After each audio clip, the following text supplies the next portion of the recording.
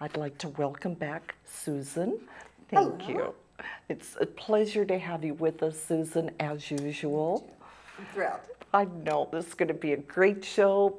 I'm excited to get going. Now, this is Susan Allan, who is, in fact, America's leading marriage and divorce coach and a life coach. And she is a certified mediator as well. Susan is the founder of the Marriage Forum, and she is the creator of Heartspace and the 6-part conversation.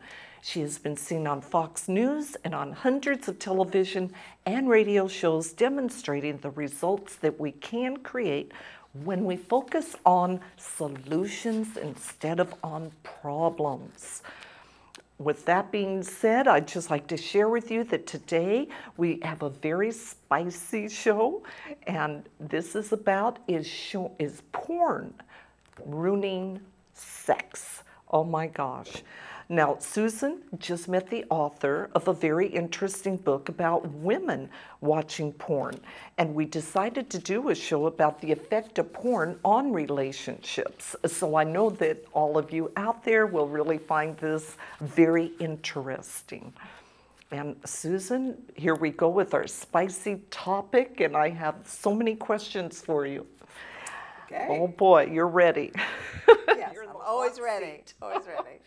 I know that, Susan, that you mentioned that there's different categories related to porn, people who can't live with it and people who can't live without it. So could you explain that to us? Sure. And first, I just want to say that I met this really interesting woman, and she wrote this book called Girls Watch Too, and her name is Dana Brown Smith. And I was just fascinated because she's the last person I would have expected to have anything to do with pornography. And I told her that. I said, my goodness, I thought you were a church lady. That's kind of what you look like. Though she's very beautiful and she's rather young, but still, you could see her being, she owns a company and goes to church, that kind of a thing. And in fact, porn is not what many of us thought it was 20, 30, 40, 50 years ago, or even 5 years ago. Porn has become a very mainstream occupation. Doesn't mean it doesn't have problems, but it's something that millions and millions of people are watching, and it is the most popular download on the internet. So it's a big issue. Now, the question you said, people who can't live, with it, and some people can't live without it. And of course, that's what's happening to a lot of relationships. A lot of marriages they've got one person in it who loves porn and is keeping it a secret, and they've got another person in it who doesn't like porn, doesn't enjoy porn, maybe has judgments about porn, maybe has a religious point of view about porn, and the marriages are floundering. So the solution to this is motivating your partner to be honest with you and be honest with your partner before you commit yourself to a marriage that's going to have real problems. Thank you, Susan. That's a great start, that honesty. Now, what happens when porn is important to one partner and not to the other?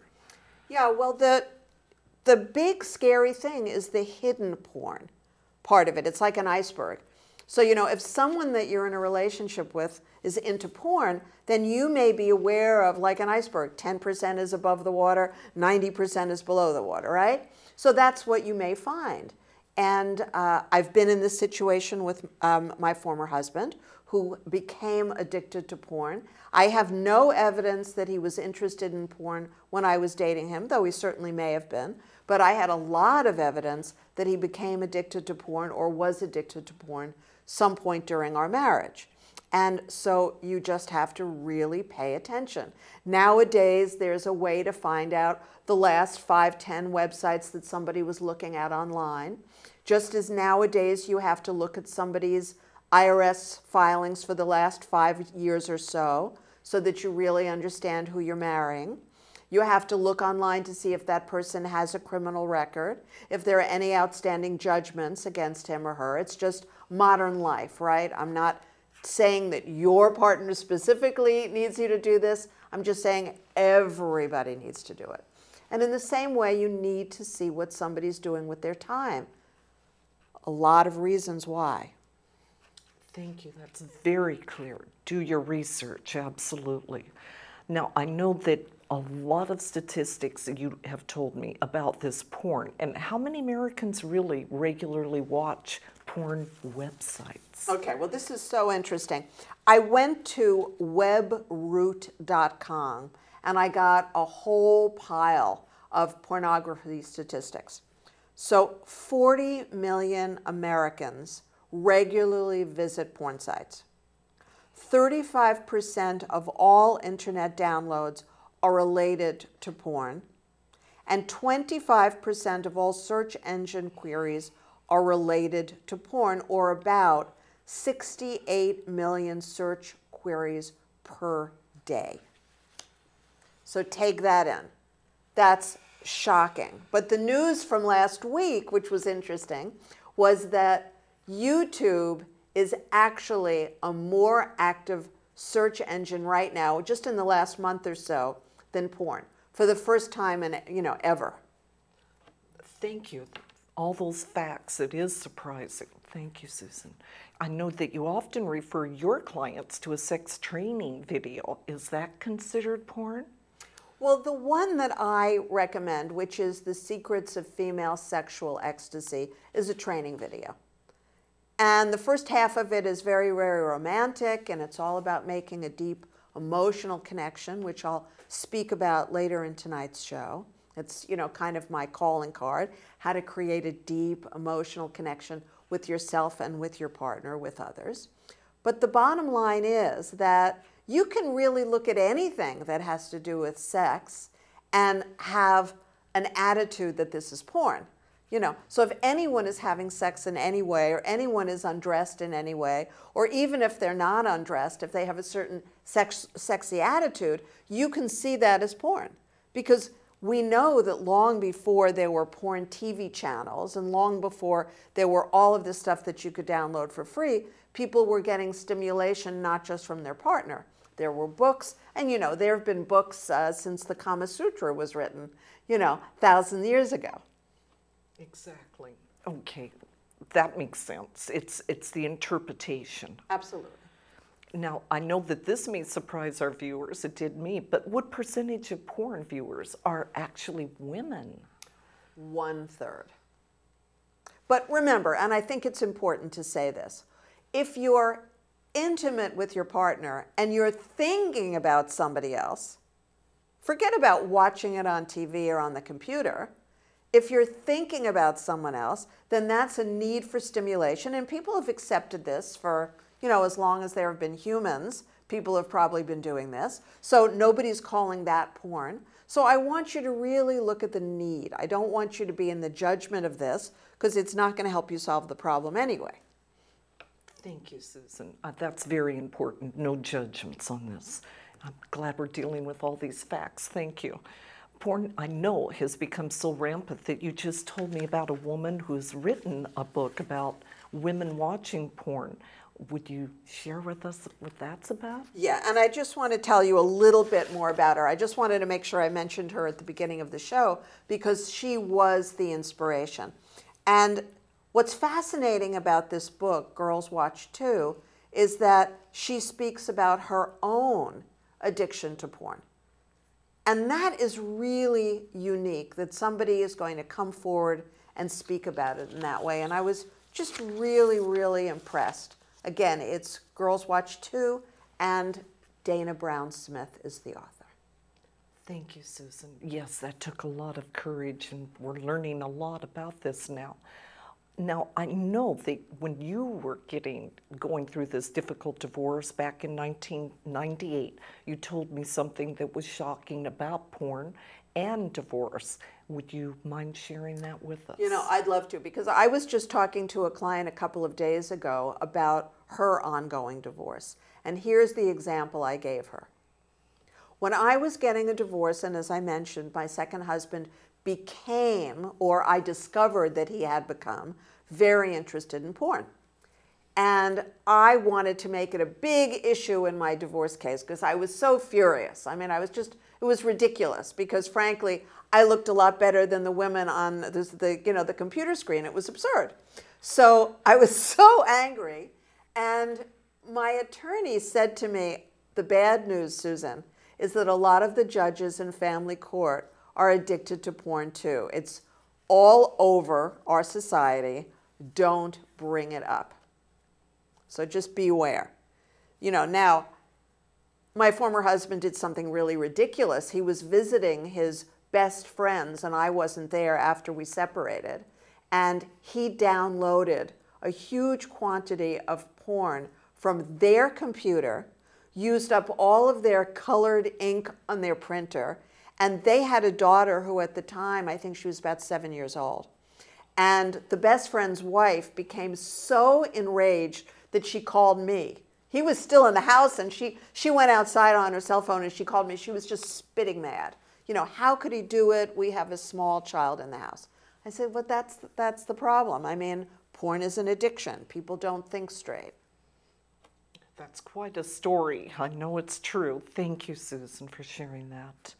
Is there actually any statistic about divorce and porn? Oh, yeah.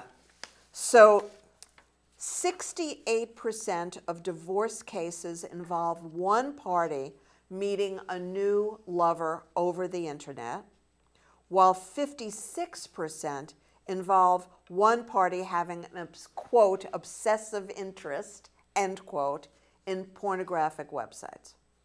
So that is a really important thing to think about, right? Thank you. It doesn't bode well for marriages. No. These statistics, boy, they are shocking to me. For those who can't take it or leave it and feel that they need it, what is that statistic?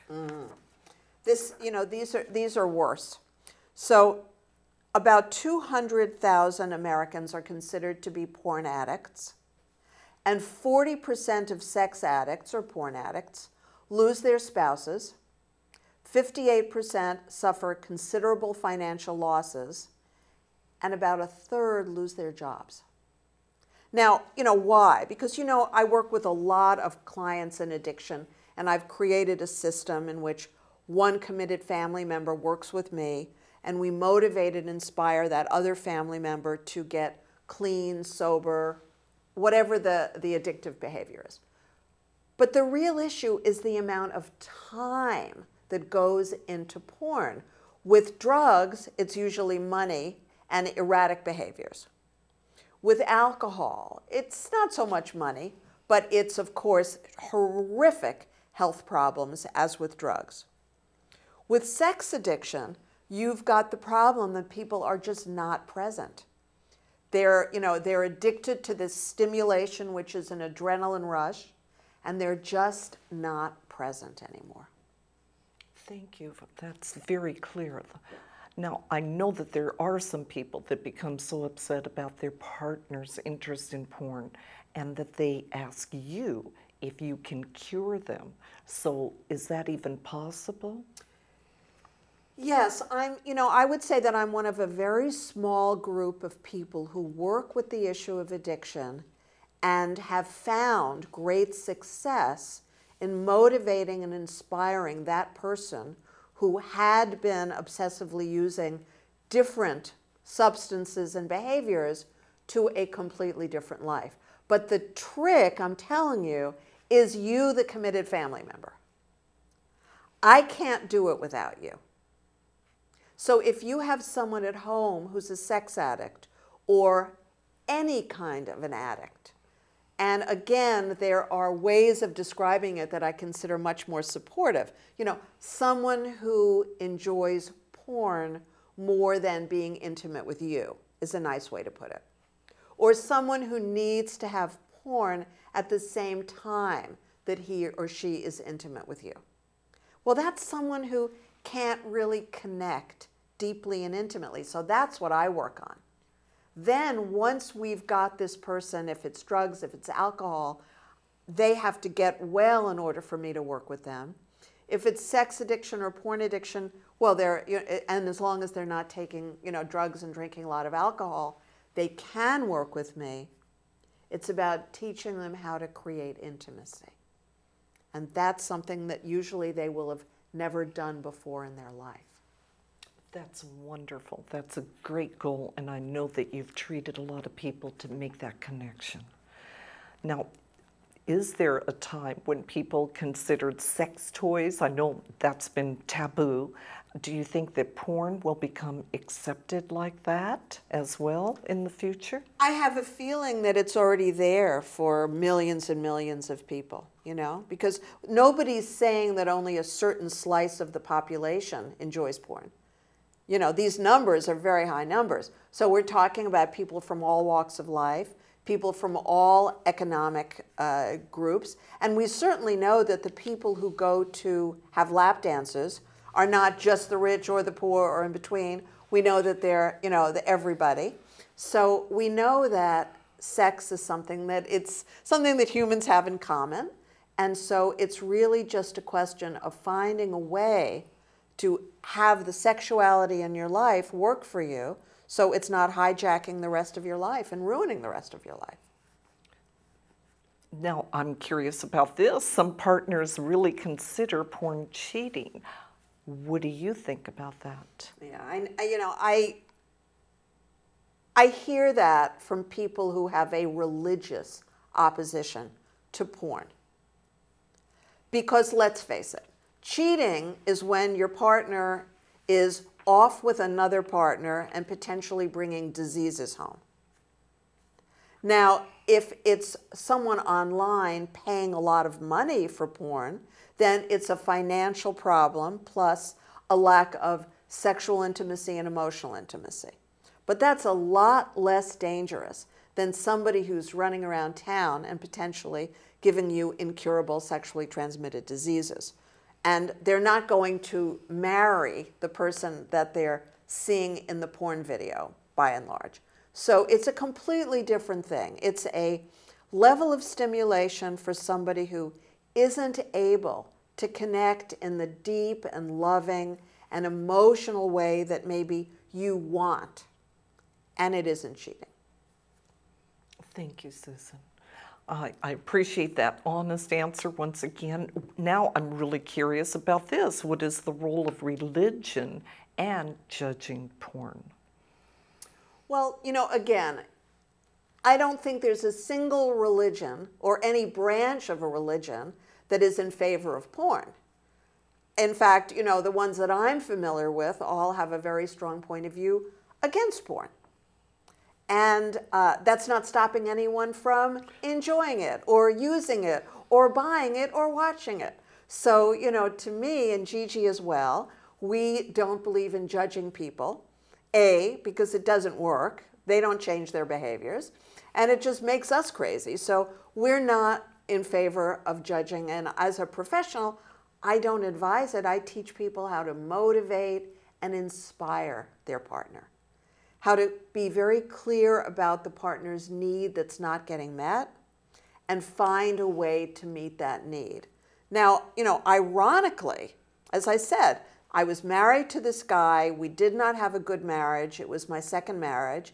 And, I'm in the bedroom and I've asked him to go sleep in the den because we don't have a marriage anymore. But ironically, he's looking at women online who nobody in a lineup is going to pick those women. They're going to pick me.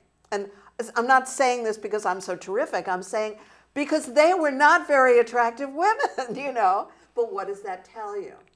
His self-image, his lack of self-respect, his problems about what he believed he deserved and didn't deserve.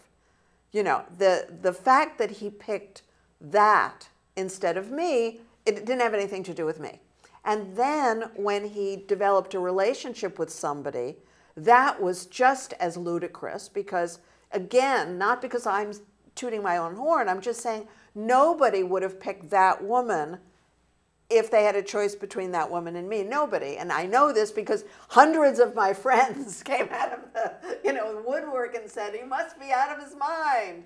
I said, well, this is a guy who's confused. So have empathy and compassion for your partner if this is the addiction that they're going through, if this is the process. I don't mean stay. I don't know enough about your case to say whether to stay or not stay. And please call me for the free consultation. We can talk about it. But don't consider this as something that's done because you're not good enough. It has to do with their issues. Thank you, Susan. I'm really glad that you spoke on the behalf of the person that may feel some judgments or betrayal. Now, I can see we're going to be going into a video clip, and I wonder if you'd share with us what this is going to be about. Okay. This is actually a video of me, and you'll see me in front of a group in Santa Monica, sorry. And I am talking about how to create a more successful, intimate relationship. Hope you enjoy it. When I was in my 20s and 30s, I thought everybody had a brain like this, and that some of them just weren't really nice to me. And that if I were different, they would be nice to me and loving and affectionate and romantic, because they were going to be that way with other people, since they weren't that way with me. So I was married twice. I had 14 total marriage proposals. And I literally went through scads and that's right, lots and lots of people, until I finally learned what I had misunderstood is that it wasn't about people not wanting to be with me or not treating me well or me taking it personally. It's that they had completely different needs. I mean, totally different needs, and I didn't have the ears for it. I couldn't hear it, I couldn't see it, and when I had this understanding, when I became trained in Herman brain dominance, everything shifted. So if I want somebody to like me, for whatever reason, like me professionally, like me as a friend, like me anyway, all I have to do, and all you have to do, is identify what are their key needs. Are they mostly about money and power and respect? Are they mostly about order and consistency and timeliness and safety? Are they all about romance and passion and affection and love and, hearts and flowers and all that? Or, in fact, and beware over here, are they mostly about peace and freedom and autonomy? You can motivate anybody to be in some quality of a relationship with you if you understand this. That's why my reconciliation results are 100%. And I have, so many testimonials. You think that's impossible. You would imagine I'm lying. Of course, it doesn't even seem realistic. Therapists, reconciliation 25 to 35%, and you have to drag your partner into the office and basically nail yourselves to a chair and hope that somehow miraculously you're going to fall into the 25, 35%. The reason that the Heartspace system works is if your relationship isn't working out, it's because your needs aren't getting met, period. And if his or her relationship isn't working out, you've seen places where one partner is having a great relationship and is shocked when you announce that you're leaving. I hope you enjoyed that, because that's one of my absolutely favorite clips of this work that I do. So you understand, it's about your needs getting met, whatever they may be. It's about your partner's needs getting met.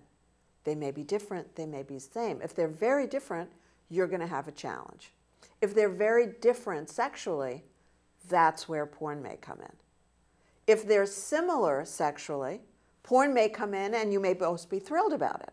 So if you really disconnect from the guilt, the shame, the judgment, you can start looking at what's true. Thank you, Susan. I appreciate your honesty always and all of the information that you come forth with. Thank you all the time. Well, the big mystery to me is, aren't most of those people in porn films very unattractive to you? I'm taking a survey. Because to me, they're mostly so unattractive that, I know a lot of people who are a million times better looking than that, so why would this be exciting? This, to me, is the big mystery. Okay. Okay, we'll see what feedback we get on this. That's right. Now, what is that missing ingredient in a relationship that is really causing so much of this porn frenzy? The reason that I recommend that one video, and only one video, which is The Secrets of Female Sexual Ecstasy, which is by Charles Muir, M for Mary, U-I-R for Robert, is because that's the only video I've ever seen that deals with the intimacy issue, the connection issue. And as I said, the first half of the video is all about that. And it's a beautiful video. I don't know, it's about 25 bucks. It's on Amazon. And it's so inspiring because in this video, you see how to deeply and intimately connect tantrically with your partner. And then the second half of the video is about sex and is very, very, very important for people who need to learn some new techniques. Okay, now this question, how much has our world really, with the computers and the smartphones, how much has this created the porn craze? Yeah, you know, to me, that's the sad part of it, that you see people on a date and one of them's on the phone, or the phone's on the table. Even if they're not on the phone's on the table. And, you know, if you watch television, Jane the Virgin, which is a great, great show, there's always some issue about the phone in almost every episode. So the big problem is we are learning how to disconnect. We're not learning how to connect. And since the essential quality for becoming mindful and becoming what we refer to as enlightened is being present with ourselves and then being present with others, you can see that tragically our Western culture is preparing people to be completely disconnected and the opposite of mindful.